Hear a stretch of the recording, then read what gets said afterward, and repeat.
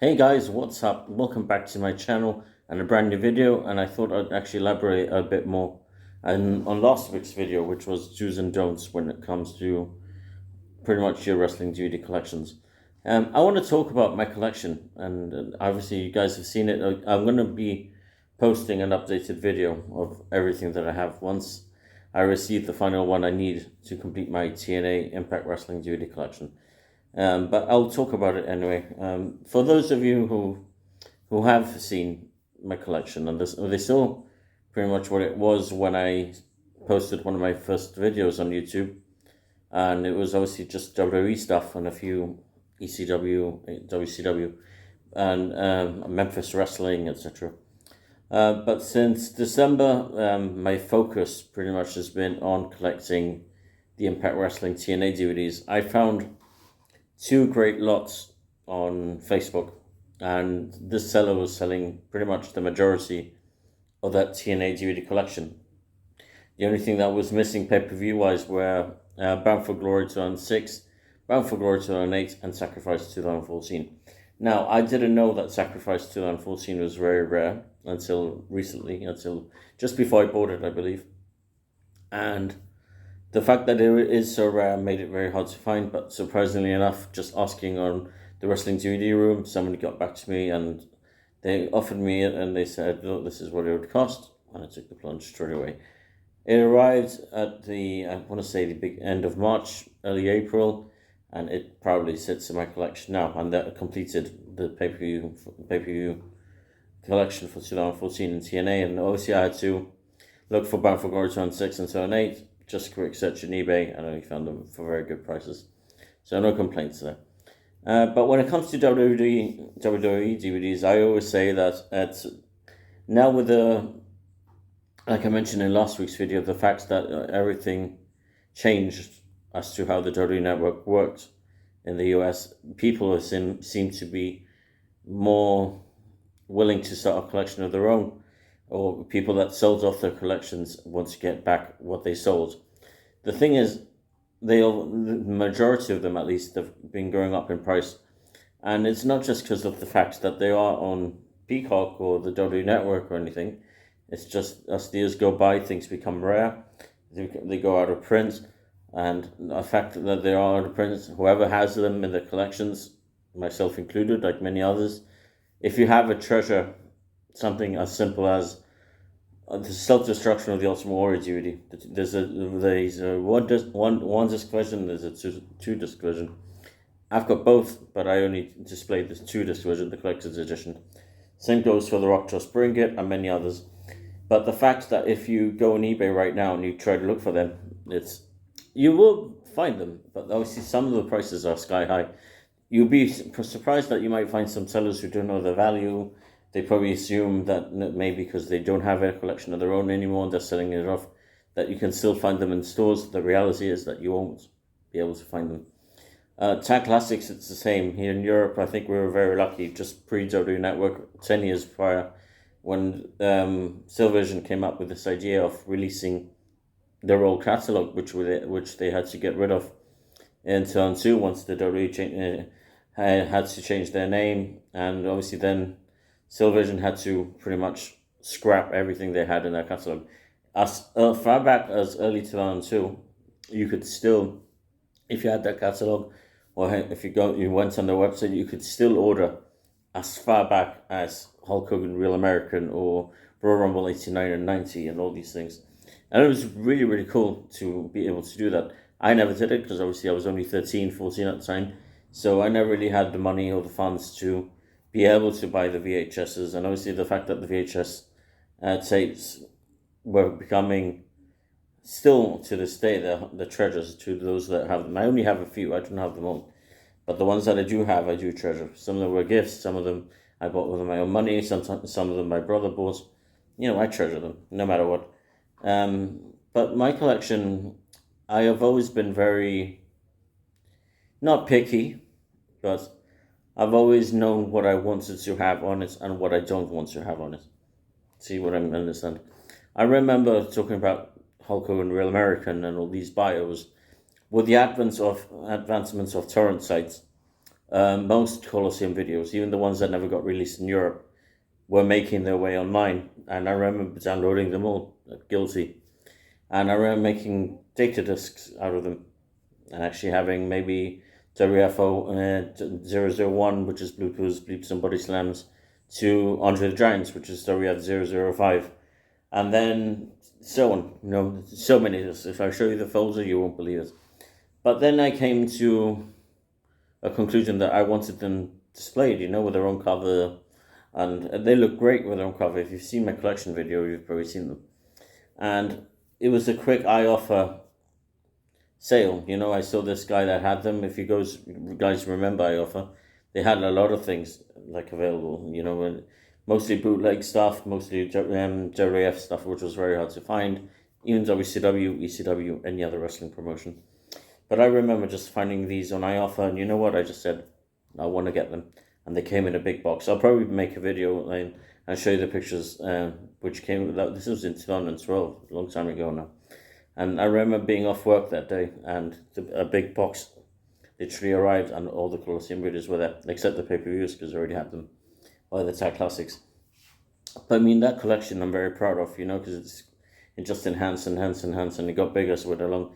Next month will be my 20th anniversary of collecting. And like I mentioned in last week's video, my first ever WWF DVD was Royal Rumble 2001. And I'm so proud it's something that is very rare to find, because I'll never sell mine. It's got a special meaning. It's one of my all-time favorite pay-per-views, and there you go. Excuse me. For TNA, it was very, not hits and miss for me. I think with TNA, when it came to that, I just wanted to have them because I was a fan of TNA, and I stopped watching in 2010, and I blame myself for that quite a lot. But now that I have the DVDs, I think there's maybe a window for me actually watching them, because I have the DVDs now. Actually, maybe do reviews of them, maybe actually do watch-alongs, I don't know. But there's an idea. And once I saw that the seller, now I've become friends with him. He's called Matthew. Matthew was selling his TNA DVDs, and I saw what he had, and I was just amazed, because it was pretty much almost every single one, and including some of the Superstar Bios as well. And when I saw what Superstar Bios they were, I took the plunge. One thing I didn't take the plunge on, because I didn't think I was going to get them initially, were the one night only pay-per-views. And now I'm only down to my last three. Excuse me again. And the last three, which are missing, two of them have already arrived in Gibraltar. I wasn't home today, and the post office sent me an email telling me a package has arrived for you. Once I saw the tracking number, I knew what it was. So I'm very giddy to show, actually put them in my collection and to show you guys what I've received. The only difference with the one night only pay-per-views, I think the only one I've actually purchased the European version of instead of the North American version of, is Hardcore Justice 2. And people may be wondering why. I absolutely love that cover. It's more simpler, and it just showcases how crazy Jeff Hardy is, I suppose. But I mean, there's a lot of things that I want to have in my collection eventually. I want to get the ECW DVDs, at least the bios, and there isn't that many, but I do want to get them, because I already have the pay-per-views on Blu-ray as part of an anthology that I bought off someone on Facebook. But I'd love to maybe have them individually and have them displayed. WCW, I have all the pay-per-views on Blu-ray as well, including Clash of the Champions. And I would love to have pretty much them individually as well, but they take up too much space. But I would be having displayed eventually the WCW Superstar Series, because I have them. I actually managed to find them online. I found covers for them too, which was great. My hair's a mess, I know. But yeah, I'd love to have them in my collection and have them displayed. I'm a big WCW fan too. I remember watching both WWE and WCW. I got more into WCW once we found out that it was going to be on TNT after Cartoon Network finished every Friday night. And if you're old enough like me, you'll probably remember that Raw was on at 5 o'clock in the afternoon on a Friday afternoon, instead of 11 o'clock at night or anything else. But I remember just watching Nitro on a Friday because it was the show to watch, and I was amazed because I saw people like Hulk Hogan on my screen again. I saw Macho Man Randy Savage, Lex Luger. I discovered and finally watched Sting. I had never watched Sting wrestle. I had his action figure. I had never seen him wrestle. And it's funny, I became a fan of his Stings even before I saw him wrestle, pretty much. I love the face paint. I love the look. And I was just amazed. And to this day, he remains one of my favorite wrestlers. So many things, I'm not picky. I've got some of them signed. I'll show you. Maybe I can make a video of the ones I've got signed. I don't have that many, but I'm proud of the ones that I do have signed. I've got a WrestleMania 10 VHS signed by Shawn Michaels and Razor Ramon. Those who know me very well know that Shawn Michaels and Razor Ramon in the ladder match at WrestleMania 10 is my all-time favorite match. I was 5.5, and that match just blew me away. I watched it, I think it was a few weeks ago, again, and it still blows me away. And Paul Heyman said it best in the Razor Ramon induction video for the Hall of Fame, that how many years has it been since that match, and we're still talking about it, and we should be. And that match was revolutionary in every sense of the word. But I could talk about wrestling all day, guys. I mean, you guys know my collection. You guys have seen what I have, what I don't have. Just shoot me up, or message me, comment in the comment section below. Just write what you want me to review or even talk about. I just feel that collections need to be spoken of more. And we need to showcase what we have in our collections. And not just showcase what we have in the collections, treasure our collections. That's the most important word there. Treasure your collection. If you have a huge one, my good friend the 214 Punk has an amazing collection. Do check him out. Subscribe to his channel as well. It's incredible how much he has and how much he's continuing to get. I haven't pre-ordered WrestleMania Backlash yet, but I will this week. I did receive WrestleMania 37 and Fastlane 2021 last week. But so many things, I'm just grateful to have this collection on my shelves rather, and I proudly display it. I want to sit down and watch most of the bios. There's so many of them that I haven't watched. Some of them I haven't watched in a long time, but it's something that continues to grow. And I really hope that once that I get my and I complete my TNA DVD collection, which should be this week, maybe the week after, because I'm only waiting for Hardcore Justice 2015 to arrive, which should be very soon. I'm hoping either this week or next week. But once it arrives, it's going to be like a milestone for me. I'm only missing 3 TNA DVDs, but I'm not in a hurry to get them. But it's taken a lot of time, It's not just people like Matthew, who I mentioned before, who I bought 2 lots from. It's people like Ryan Nicholas, Travis Lasseter, Andrew Roberts, who I bought from as well.